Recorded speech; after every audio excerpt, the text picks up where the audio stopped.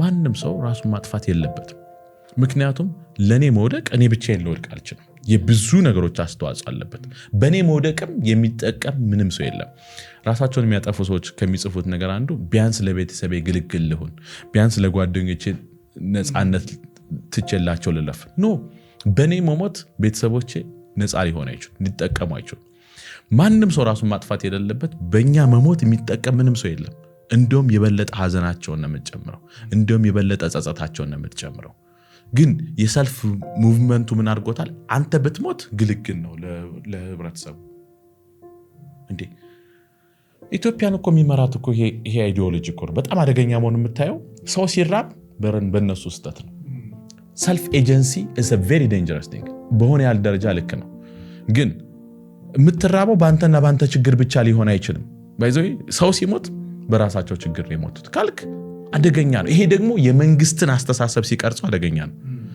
1 ሚሊዮን ህዝብ እየተራበ መንቀሳቀስና መስራት ሲችሉ ይላል that means ምንድነው እንደ ሁሉም ነገር ከግለሰብ እኔ ታዋቂ ስለልቦና ባለሙያዎች ጸሐፊዎች ሳይካትሪስቶች መጽሐፍ ጽፎ ያስቀመጡት ነገር ይሄን ነው በጣም አደገኛ ሐሳብ ምን ማለት ነው ሁሉንም ህይወቴን በራሴ መቅረጽ እችላለሁ እንደዛ ከሆነ እኮ መንግስት ማህበረሰብ ስርዓት የሚባል ነገር ያስፈልገንም ይሄ አስተሳሰብ ደግሞ ሀገርን ሲመራ አደገኛ ነው ለዛ እኮ ነው ጸጸት የማይሰማቸው 2 ሚሊዮን ሞተ ሲባል ያ በራሳቸው ችግር ነው 2 ሚሊዮን ተራበ ሲባል ያ በራሳቸው ችግር ነው ምክንያቱም ጎበዝ ቢሆን ኑሮ አምሮ መጠቀም የሚችል ሰው ቢሆን ኑሮ አይራብም ነበር ብሎ ነው የሚያስበው ኖ አምሮን እንዳይጠቀም ያረኩት እኔ ነኝ ጥሩ ስርዓት ስላልነደፍኩለት እንዲማር ስላላረኩት ተንቀሳቅሶ እንዲሰራ ስላላረኩት እንኳን ብለን አናስብ ይሄ አስተሳሰብ የመንግስትን መዋቅር ሲይዘው ማይ ጉድነስ እኔ በጣም እና ያስቀኛል መንግስት እንዴት ነው የማይሰማው ይሁን ሰው እየሞተ ኖ አስተሳሰብ በጣም አደገኛ ነው ባይዘው የኮሙኒዝም አይዲዮሎጂ እኮ ህብረተሰቡ ስታሊንን ብላይንድ አድርጎት ኢን ሚሊየንስ 100 ሚሊዮን ህዝብ ሲሞት መሞት ነበረባቸው ነው ያሉት ላይክ ቻይና እንድታድግ 100 ሚሊዮን ህዝብ መሞት ነበረበት ይላል ማለትም ሰው እየሞተ የምትገነባ ሀገር እንዴት ምን ማለት ነው ማለትም ሀገር ራሱ ያስፈልገው ለሰው ነውና ይሄ አስተሳሰብ በጣም አይዲዮሎጂ ከባድ ነገር ነው አይዲዮሎጂ ሲያወረ በጣም ከባድ ነገር ነው እኛ እንደማያወረን አይዲዮሎጂ የሊበራሊዝም ጫፍ የሄደው አይዲዮሎጂ ነው that means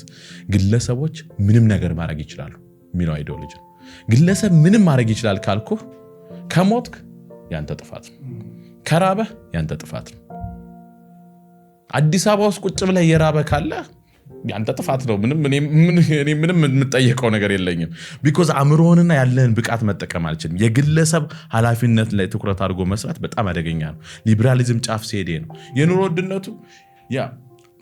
ውድነቱ እየጨመረ ሲመጣ አንተ አቅምህንና ብቃትን ተጠቅመህ ኑሮ ውድነትን ማሸነፍ ትችላለህ የምትችል ከሆነ ስላልቻልክ ነው ትችላለህ ተብሎ ብዙ ከተነገረ በኋላ የሆነ ነገር ካልቻልክ እኮ ስላልቻልኩኝ ነው የሚለው ሐሳብ በራሱ ድብርት ውስጥ ይከታል ሱሳይድ እኮ የሚመጣው እኮ ከዚህ ነው ጥፋተኛ እኔ ነኝ ካልኩኝ ሙሉ ለሙሉ ለምንድን ነው ታዲያ የምኖረው ጥፋተኛ አንተ አይደለህም ነው አንተ ብቻ ልታጠፋ አትችልም በዚህ አጋጣሚ መንስኤው አንተ ብቻ አይደለህም መፍትሄውን ስናስብ ትኩረቱን አንተ ላይ ልናደርግ እንችላለን መንስኤው ግን አንተ ብቻ አይደለህም የኔ ህይወት እስከሆነ ድረስ የኔ ህይወት ማሻሻል ያለብኝ እኔ ነኝ ብዬ ልወስድ ይችላል ግን መንስኤው ግን እኔ ብቻ አይደለም ብዙ መንስኤዎች አሉት በጣም ብዙ መንስኤዎች አሉት ለምሳሌ እኔ ብዙ አመት ተመርያለሁ አዲስ አበባ ላይ ሌላ ስራ ሳልሰራ ዩኒቨርሲቲ ብቻ እያስተማርኩ መኖር ነበረብኝ ብዬ መኖር ይችላል በትክክል ከወሰድነው ምክንያቱም 16 ዓመት 17 ዓመት ተምረናል ዩኒቨርሲቲ ለምን አስተምረው ግን ዩኒቨርሲቲ ደሞዝ 10,000 ብር ነው 10,000 ብር ቤት ክራይ እንኳን የለም ካልኩኝ ልከራከር ይችላል የኔ ጥፋት አይደለም የኔ ስተት አይደለም ለለች ከዛ ሰው ሊከራከር ይችላል ነው አንተ እኮ ዩኒቨርሲቲ ስለመረጥክ ነው ከዩኒቨርሲቲ ውጭ ሌላ ስራ ብትገባ ኖሮ ሊል ይችላል ግን ይሄ አይደለም መከራከሪያችን መሆን የነበረበት ለምንድን ነው ለተማሩ ሰዎች ወይም ደግሞ የተሻለ ህይወት መፍጠር ያልቻልነው እንደ ማህበረሰብ ለማህበረሰባችን ለምን ይራባል እንዳይራብ ባይዘው ስትራብ መንግስትን መክሰስ ትችላለህ ምክንያቱም አንድ ትልቁ ኃላፊነት የነበረ የመንግስት አክቹአሊ ተቀይሯል በኢህአዴግ ዘመን አንድ ትልቁ መብት የነበረው ምንድነው ምግብ የማግኘት መብት ነበር ግን አሁን ህገ መንግስቱ ላይ ምግብ የማግኘት መብት ብቻ አይደለም ያለችው ሌላ ተጨምሮበታል ምን የሚል መንግስት እስከቻለ ድረስ ስለዚህ ይሄ በጣም እኔ አልቻልኩም ቢልት የምትተው ነገር ይሆናል ማለት ነው እንጂ በህግ ደረጃ ሰው ምግብ የማግኘት መብት ነበር ኦሬዲ አንድ ሰው ማኒፑሌት እንደተደረገ ካወቀ early stage ላይ ገና መጀመሪያው ነው ይሄ ሰውዬ እንደዚህ ያደረገኝ ነው ሴትዮ እንደዚህ ያደረገችኝ ነው ማኒፑሌት እየተደረኩኝ ነው ብሎ ያ ሰው ከደመደመና ገና early stage ላይ ካወቀ መውሰድ ያለባቸው አክሽኖች ምን ናቸው? የመጀመሪያው ጤናማ ግንኙነት ውስጥ እንዳልሆነ ማወቅ እና በተቻለ መጠን ያንን ነገር ወደ ጤናማ ግንኙነት ለማስኬድ መሞከር ነው። ጤናማ ግንኙነት ሁለት ሰዎች በመከባበር የሚገነቡት ነው። አንዱ ታዛዥ አንዱ ደግሞ አለቃ ሆኖ የሚኖሩበት ግንኙነት አይደለም። የትኛውም ግንኙነት የትዳርም ይሁን የጓደኝነት ይሁን የትኛውም ግንኙነት ሁለቱም ሰዎች ተከባብረው የሚገነቡት ነው። ስለዚህ አንዱ ሌላኛውን ለመቆጣጠርና ለማጭበርበር እየሞከረ ከሆነ አደጋ ውስጥ እንዳሉ መውሰድ ያስፈልጋል ማለት ነው። ሁለተኛ ነገር ደግሞ ይህንን ወደ ጤናማ ለማምጣት ምክንያቱም የሆነ ነገር ኮሽ ባለ ቁጥር ግንኙነቱን እያቋረጥክ ሊሆን አይችልም። ወደ ጤናማ ነገር ለማምጣት መሞከር አለበት ነው። ይሄ ነገር እያረከው ያለ ነገር እየጎዳኝ ነው። አንዳንዴ ሰዎች ማኒፑሌት የሚያደርጉን እኛ አስቀድም እንዳልከው እኛ ስለፈቀድንላቸው ሊሆን ይችላል። እኛ ባውንደሪ ስለሌለን ሊሆን ይችላል። እኛ ባውንደሪ ከሌለን ሌሎች ሰዎች እንደፈለጉ እኛን ማድረግ ይችላሉ ማለት ነው። ስለዚህ ገደብ ካላስቀመጥክ ጥፋቱ የነዛ ሰዎች ያንን ገደብ አልፎ መጥቷል ትላለህ እንጂ አንተ መጀመሪያውን ገደቡን ራሱ አላስቀመጥኩም። የባውንደሪ ሚስኮንሴፕሽን ነገር አብዛኛው ሰው ባውንደሪ ያስቀመጠ ይመስላል። ባውንደሪ አላስቀመጠም። ባውንደሪያችን ምን ማለት እንዴት ነው ማስቀመጥ የምንችለው ወይስ ምንድነው ባውንደሪ ራሱ? ባውንደሪ ማለት ገደብ ሰዎች አንተ እኔን በምን መንገድ ማስተናገድ እንዳለብህ ያስቀመጥኩት ህግና ደንብ ማለት ነው። ያን ህግና ደንብ ደግሞ ግልጽ አድርጌ ልነግርህ ያስፈልገኛል አንደኛ። ሁለተኛ ነገር ደግሞ ያንን ህግና ደንቦች ስታልፍ ቅጣት ሊኖረው ይገባል፣ ምላሽ ሊኖረው ይገባል። ለምሳሌ አንድ ሴት ባሌ እንዲመታኝ አልፈልግም የሚል ባውንደሪ ካስቀመጠች ጥያቄው ምንድነው? ባሌ ሲመታሽ ምን ታደርጊያለሽ ነው ጥያቄው። አይ በቃ እንግዲህ አትምታኝ እለዋለሁ ካለች ይሄ ባውንደሪ አይደለም። ባውንደሪ ማለት ገደብ ነው። ያነ ገደብ ሲታለፍ የምትሰጠው ምላሽ መኖር አለበት። ያለ ምላሽ ባውንደሪ የለም። አሁን እዚህ ጋር ነው ትልቁ ሰው ያለው። ሰዎች እንዲሰድቡኝ አልፈልግም። ከሰደቡ ምን ታደርጋለህ? ከሰደብኩ ምን ታደርጋለህ? ትልቁ ጥያቄ እሱ ነው። ሪአክሽን ምንድነው? የምትሰጠኝ ምላሽ ምንድነው? ያኔ ነው ባውንደሪ የሚሆነው። አብዛኞቻችን ባውንደሪ ሲሆን ያለን ሰጀሽን ያለን እባክህን በዚህ መንገድ ተንከባከበኝ፣ በዚህ መንገድ ቅረበኝ እኔን እያልኩኝ ነው ያለሁት። እሱ ባውንደሪ አይደለም። ገደብ ማለት ካለፍከው አደጋ አለው ማለት። ያቺ ቀይ መስመር ከሆነ ቀይ መስመሩን ካለፍክ ምን የሚከሰት አብሮ የሚመጣ ምላሽ አለ ማለት ነው። ስለዚህ ባውንደሪ ስለዚህ አንዳንድ ሰዎች እንዳልኩት እኛን ማኒፑሌት የሚያደርጉን ምን ማድረግ ባውንደሪ ስላላስቀመጠ ነው። ስለዚህ እኛ ባውንደሪ ማስቀመጥ መጀመር ክፍተታችንን እኛን እያየን ማስተካከል ከዛ ሰዎቹ ጋር ያለን ግንኙነት እየተስተካከለ ይመጣል።